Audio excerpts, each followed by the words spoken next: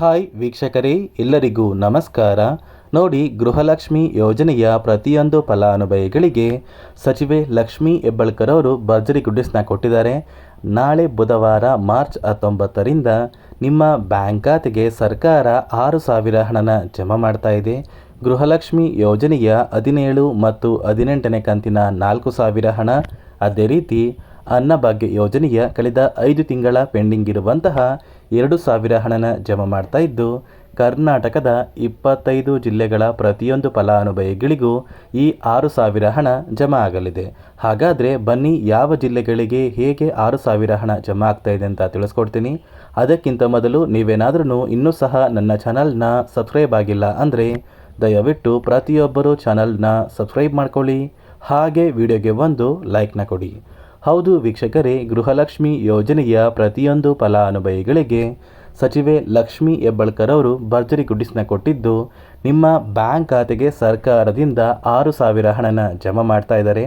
ಗೃಹಲಕ್ಷ್ಮಿ ಯೋಜನೆಯ 2 ತಿಂಗಳ 4,000 ಹಣ ಮತ್ತು ಅನ್ನಭಾಗ್ಯ ಯೋಜನೆಯ ಕಳೆದ 5 ತಿಂಗಳ ಪೆಂಡಿಂಗ್ ಇರುವಂತಹ 2,000 ಹಣ, ಒಟ್ಟಾರೆ 6,000 ಹಣ ಕರ್ನಾಟಕದ 25 ಜಿಲ್ಲೆಗಳ ಪ್ರತಿಯೊಬ್ಬರಿಗೂ ಕೂಡ ನಾಳೆ ಬುಧವಾರದಿಂದ ಜಮಾ ಆಗ್ತಾ ಇದೆ. ಹೇಗೆ ನಿಮ್ಮ ಬ್ಯಾಂಕ್ ಖಾತೆಗೆ 6,000 ಹಣ ಜಮಾ ಆಗಲಿದೆ ಅಂತ ನಾನು ನಿಮಗೆ ವಿತ್ ಪ್ರೂಫ್ ಮೂಲಕ ಮಾಹಿತಿನ ಕೊಡ್ತಾ ಇದ್ದೀನಿ. ದಯವಿಟ್ಟು ಪ್ರತಿಯೊಬ್ಬರು ಈ ಒಂದು ಆಡಿಯೋನ ಕೇಳಿ. ಎಲ್ಲ ಗೃಹಲಕ್ಷ್ಮಿಗಳಿಗೆ ಇಷ್ಟೇ ಹೇಳಲಿಕ್ಕೆ ಬಯಸ್ತೇನೆ, ನಿಮ್ಮ ಕಾಳಜಿ ನಮಗಿದೆ.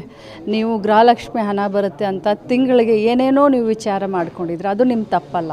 ಸರ್ಕಾರ ವಾಗ್ದಾನ ಮಾಡಿದೆ. ಸಿದ್ದರಾಮಯ್ಯನವರು ಆಗಿರ್ಬೋದು, ಡಿ.ಕೆ. ಶಿವಕುಮಾರ್ ಅವರಾಗಿರ್ಬೋದು, ತಮಗೆ ಕೊಟ್ಟ ಭಾಷೆಯನ್ನು ನೆರವೇರಿಸಲಿಕ್ಕೆ ಸಾರಥಿ ಥರ ನಾನು ಕೂಡ ನಿಂತ್ಕೊಂಡಿದ್ದೀನಿ. ಯಾವುದೇ ಕಾರಣಕ್ಕೂ ಚಿಂತೆ ಬೇಡ. ನಿಮಗೇನು 3 ತಿಂಗಳ ಹಣ ಬಂದಿಲ್ಲ, ಆ 3 ತಿಂಗಳ ಹಣವನ್ನು ಆದಷ್ಟು ಶೀಘ್ರದಲ್ಲಿ ತಮಗೆ ಹಾಕ್ಕೊಡ್ತೀನಿ. ಹೌದು ವೀಕ್ಷಕರೇ, ಸಚಿವೆ ಲಕ್ಷ್ಮೀ ಹೆಬ್ಬಾಳ್ಕರ್ ಅವರು ಕೊಟ್ಟಿರುವಂತಹ ಒಂದು ಮಾಹಿತಿಯ ಪ್ರಕಾರ ಪ್ರತಿಯೊಂದು ಫಲಾನುಭವಿಗಳಿಗೆ ಗೃಹಲಕ್ಷ್ಮಿ ಯೋಜನೆಯ ಒಟ್ಟು 3 ಕಂತಿನ 6,000 ಹಣನ ಜಮಾ ಮಾಡ್ತಾ ಇದ್ದಾರೆ. ಈಗಾಗಲೇ ಸಾಕಷ್ಟು ಫಲಾನುಭವಿಗಳು 16ನೇ ಕಂತಿನ ಹಣನ ಪಡ್ಕೊಂಡಿದ್ದೀರಾ. ಇದೀಗ ಸರ್ಕಾರದಿಂದ ನಿಮ್ಮ ಬ್ಯಾಂಕ್ ಖಾತೆಗೆ ಉಳಿದಿರುವಂತಹ 2 ತಿಂಗಳ ಹಣ ಅಂದರೆ 17 ಮತ್ತು 18ನೇ ಕಂತಿನ 4,000 ಹಣ, ಈ ಒಂದು ಹಣದ ಜೊತೆಗೆ ಅನ್ನಭಾಗ್ಯ ಯೋಜನೆಯ ಕಳೆದ ಪೆಂಡಿಂಗ್ ಇರುವಂತಹ 5 ತಿಂಗಳ 2,000 ಹಣ ಕೂಡ ಫಲಾನುಭವಿಗಳ ಬ್ಯಾಂಕ್ ಖಾತೆಗೆ ಸರ್ಕಾರ ಜಮಾ ಮಾಡ್ತಾ ಇದೆ. ನಾಳೆ ಬುಧವಾರ ಮಾರ್ಚ್ 19ರಂದು ಕರ್ನಾಟಕದ 25 ಜಿಲ್ಲೆಗಳಿಗೆ ಈ 6,000 ಹಣ ಜಮಾ ಆಗ್ತಾ ಇದೆ.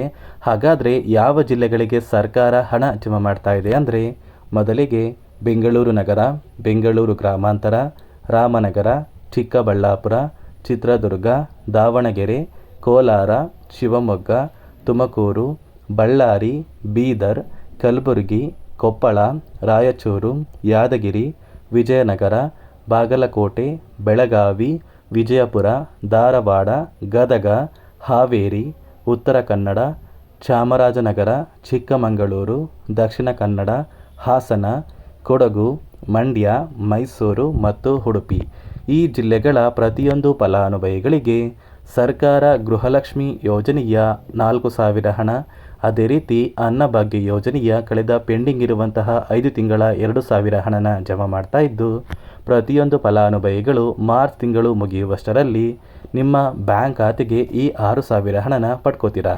ಸರ್ಕಾರದಿಂದ ನಿಮ್ಮ ಬ್ಯಾಂಕ್ ಖಾತೆಗೆ ಹಣ ಜಮಾ ಆಗಬೇಕು ಅಂದರೆ ಆದಷ್ಟು ಬೇಗ ಪ್ರತಿಯೊಬ್ಬರು ಸರ್ಕಾರದಿಂದ ಬಂದಿರುವಂತಹ ಒಟ್ಟು 15 ಕಂತಿನ ಹಣ ಅಥವಾ 16 ಕಂತಿನ ಹಣನ ಪಡ್ಕೊಂಡಿದ್ರೆ ಮಾತ್ರ ಈ 6,000 ಹಣ ಜಮಾ ಆಗುತ್ತೆ. ಒಂದು ವೇಳೆ ನಿಮ್ಮ ಬ್ಯಾಂಕ್ ಖಾತೆಗೆ ಇನ್ನೂ ಸಹ ಗೃಹಲಕ್ಷ್ಮಿ ಯೋಜನೆಯ ಹಣ ಪೆಂಡಿಂಗ್ ಇದ್ದರೆ ಸರ್ಕಾರದಿಂದ ಯಾವುದೇ ರೀತಿಯ ಒಂದು ಹಣ ನಿಮ್ಮ ಬ್ಯಾಂಕ್ ಖಾತೆಗೆ ಜಮಾ ಮಾಡೋದಕ್ಕೆ ಆಗೋದಿಲ್ಲ. ಯಾಕಂದರೆ DBT ಮೂಲಕ ಹಣನ ಕಳಿಸಿದ್ರೆ ಆ ಒಂದು ಹಣ ನಿಮ್ಮ ಬ್ಯಾಂಕ್ ಖಾತೆಗೆ ತಲುಪೋದಿಲ್ಲ. ಅದೇ ಒಂದು ಕಾರಣಕ್ಕೆ ನಿಮ್ಮ ಬ್ಯಾಂಕ್ ಖಾತೆಗೆ ಪೆಂಡಿಂಗ್ ಇರುವ ಹಣನ ಪಡ್ಕೊಳ್ಳಿ ಅಂತ ಹೇಳ್ತಾ, ಇದಿಷ್ಟು ಗೃಹಲಕ್ಷ್ಮಿ ಮತ್ತು ಅನ್ನಭಾಗ್ಯ ಯೋಜನೆ ಕುರಿತು ಪ್ರತಿಯೊಂದು ಫಲಾನುಭವಿಗಳಿಗೆ ಸರ್ಕಾರದಿಂದ ಬಂದಿರುವಂತಹ ಒಂದು ಹೊಸ ಮಾಹಿತಿಯಾಗಿದೆ. ನಾನು ಕೊಟ್ಟಿರುವಂತಹ ಮಾಹಿತಿ ನಿಮಗೆ ಇಷ್ಟ ಆಗಿದ್ದರೆ ದಯವಿಟ್ಟು ಪ್ರತಿಯೊಬ್ಬರು ನನ್ನ ಚಾನಲ್ನ ಸಬ್ಸ್ಕ್ರೈಬ್ ಮಾಡ್ಕೊಳ್ಳಿ, ಹಾಗೆ ವಿಡಿಯೋಗೆ ಒಂದು ಲೈಕ್ನ ಕೊಡಿ.